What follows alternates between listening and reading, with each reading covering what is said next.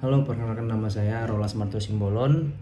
Saya merupakan mahasiswa Universitas Sabar Asia, jurusan S1 PJJ Manajemen dengan nomor induk mahasiswa yakni 240201020719. Saya di sini akan mempresentasikan UAS Estetika Humanisme, yaitu membuat video minimal durasinya itu 15 menit dan maksimal 30 menit. Tema yang akan saya ambil yakni leadership, seni dan gaya kepemimpinan. Judul utamanya leadership, seni dan gaya kepemimpinan. Yang akan saya bahas di sini itu adalah pemimpin dalam berbagai bidang, baik itu politik, bisnis ataupun sosial. Nah, untuk menjadi pemimpin sejati, apakah pemimpin itu merupakan bawaan lahir atau bisa didapat dengan belajar sendirinya atau otodidak? Arti leadership itu sendiri yakni proses untuk mempengaruhi dan mengarahkan orang lain untuk mencapai tujuan bersama. Berarti apabila kita sambungkan dengan apa yang menjadi membuat seseorang itu pemimpin sejati, saya percayakan dua hal, yaitu bisa dari bawaan lahir, bisa juga dipelajarin. Karena ada orang yang memang dari bawaan lahir itu merupakan orang yang memiliki jiwa pemimpin dominan. Dia istilahnya tipe orang yang memegang kendali. Ada juga yang dipelajari, yaitu dulunya mungkin dia hanya sebagai pengikut. Dia ngelihat pemimpin sebelumnya, dia mempelajari dan mengambil nilai-nilai dari pemimpin sebelumnya, sehingga ketika dia memulai lingkungan baru, dia memiliki sifat kepemimpinan.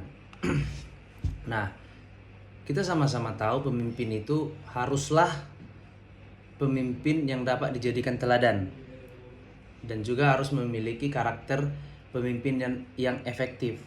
Nah, apa aja contoh-contoh ataupun sifat yang harus dimiliki ketika supaya disebut pemimpin yang efektif, yakni memiliki integritas, yaitu kejujuran dari dalam hati, visi apa yang akan dilakukan ke depannya, empati, komunikasi efektif, dan juga rasa tanggung jawab. Rasa tanggung jawab ini dalam artian ketika menjadi pemimpin, kita kan berarti punya anak buah nih. Ketika anak buah kita salah, kita berikan rasa empati di dalamnya, kita ajarin semakin baik, dan kita harus berani pasang badan untuk anak buah kita itu sendiri. Nah, saya percaya kepemimpinan itu merupakan seni. Dikarenakan apa? Tidak ada formula tunggal di dalamnya. Konteksnya itu yang sangat penting dan menyesuaikan pendekatan terhadap individu dan situasi. Makanya kalau dalam dunia politik sangatlah diperlukan pemimpin. Itu semua berkaitan erat dan itu disebut dengan seni. Nah, elemen seni apa saja dalam kepemimpinan? Yaitu pemimpin itu haruslah pemimpin yang tipe mendengarnya lebih banyak daripada berbicaranya, menyampaikan visi yang jelas, membangun kepercayaan dan hubungan antar atasan dan juga bawahan. Dalam artian di sini atasan bawahan yaitu pemimpin dan anak buahnya atau pengikutnya. Karena apabila seorang pemimpin tidak membangun kepercayaan, maka bagaimana sebuah organisasi tersebut akan jalan? Kita contohkan di sini organisasi. Oleh karena itu, memiliki jiwa kepemimpinan ini antara memang bawaan lahir ataupun dipelajari, disitulah seninya. Karena kita manusia ini semakin berkembang, semakin dinamis mengikuti zaman ataupun kemauan masing-masing individu. Oleh karena itu, apabila seorang pemimpin sudah memiliki leadership di dalamnya, tetapi belum memiliki seni kepemimpinan di dalamnya, maka belum bisa dikatakan pemimpin yang handal. Nah, gaya kepemimpinan tersebut ini terdiri dari beberapa elemen menurut model Hersey dan Blanchard. Yang pertama, directing, yaitu secara langsung memberikan instruksi turun ke lapangan. Yang kedua, coaching, yaitu memberikan bimbingan kepada pengikutnya. Yang ketiga itu gaya kepemimpinan yang supporting, mendukung. Jadi pemimpin yang supporting ini apabila pengikutnya atau bawahannya memberikan sebuah masukan ataupun opini, dia tidak langsung membantah, tapi memberikan support ataupun dukungan di dalamnya. Dan juga tipe pemimpin yang mendelegasikan. Pemimpin yang mendelegasikan ini dalam artian dia hanya memikirkan teori, tapi pelaksanaannya didelegasikan kepada bawahannya. Banyak pemimpin yang seperti ini. Dan juga terdapat gaya kepemimpinan lainnya, yaitu gaya kepemimpinan yang transformasional, transaksional, dan servant leadership. Transaksional di sini dalam artian kepemimpinan yang kita sama-sama tahu ada timbal balik.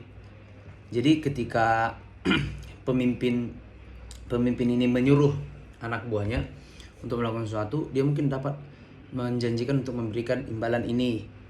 Dan anak buah itu pun mungkin dapat meminta, aku dapat apa kalau misalnya aku ngelakuin apa yang Bapak lakukan.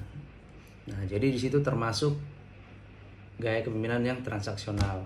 Nah, untuk di era modern ini, gimana gaya kepemimpinannya? Yaitu harus mampu beradaptasi dengan digital.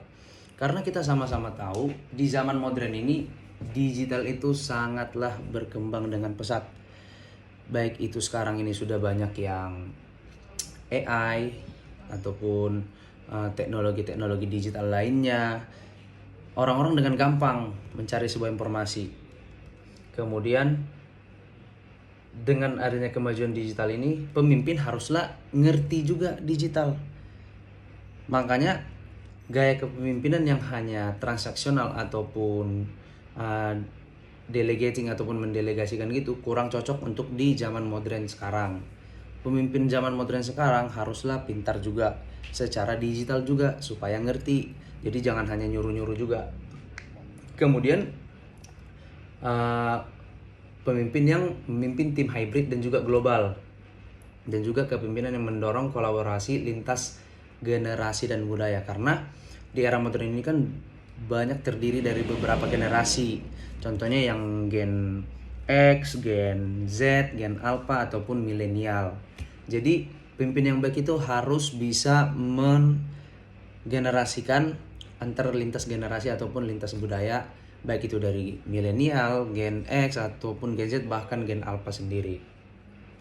Nah, pemimpin modern ini harus memiliki soft skill. Soft skill itu apa? Berupa literasi teknologi, sama seperti yang saya bilang tadi, harus ngerti digital juga, kemajuan zaman ini, teknologi ini.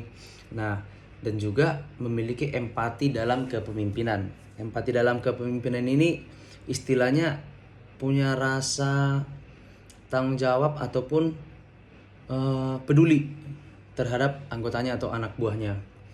Dan juga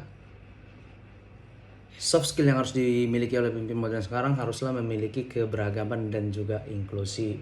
Nah, saya langsung contohkan ke kasus nyatanya, studi kasus nyata. Contohnya itu adalah Nelson Mandela. Kita sama-sama tahu Nelson Mandela merupakan pemimpin dari Afrika Selatan. Waktu itu kalau tidak salah dikenal dengan istilah apartheid, yaitu perlawanan terhadap kulit putih yang ada di Afrika Selatan.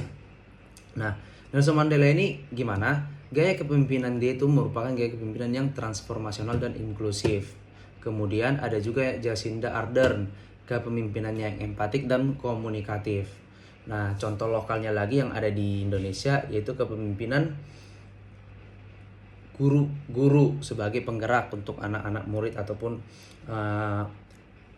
anak-anak yang diajarkan. Baru ketua RT, yaitu untuk menggerakkan ataupun mendukung program-program yang ada di RT tersebut. Ketua RT tersebut haruslah dapat memiliki sifat empati ataupun keberagaman di dalamnya, karena kan di dalam satu RT tersebut bukan hanya satu suku, terdiri dari beberapa suku. Oleh karena itu ketua RT yang memiliki jiwa toleransi ataupun literasi teknologi yang bagus dan juga empati dalamnya serta tanggung jawab dan transformatif, itulah merupakan ketua RT yang bagus untuk memimpin RT tersebut. Nah, terus yang ketiga apa? Untuk contoh lokal, manajer tim yang memberdayakan. Manajer tim di sini kan mungkin manajer bukan langsung pemimpin paling tinggi, tapi manajer sudah bisa dibilang memiliki anak buah. Jadi manajer tersebut sudah bisa dikatakan sebagai pemimpin. Nah, manajer yang baik itu haruslah manajer yang menguasai pekerjaannya sendiri sebelum mendelegasikan ke anak-anak buahnya. Karena kalau manajer sendiri hanya mendelegasikan, tidak ngerti kerjanya, maka bisa dibilang manajer dan anak buahnya yang memiliki tim tersebut tidak punya arah dan tujuan untuk menyelesaikan pekerjaan. Kenapa di sini dimasukkan ke dalam contoh lokal? Karena manajer tim yang baik yaitu memiliki pengetahuan, literasi teknologi, ataupun keberagaman di dalam memimpin timnya sendiri, di dalam mengetahui pekerjaan sendiri. Jadi apabila manajer tersebut tidak memiliki soft skill di dalamnya dalam memimpin anak buahnya, maka susah tercapai tujuan yang akan dicapai oleh tim tersebut, yang dimana tujuan tim tersebut berkesinambungan, berhubungan dengan tujuan organisasi ataupun kantor tempat mereka bekerja.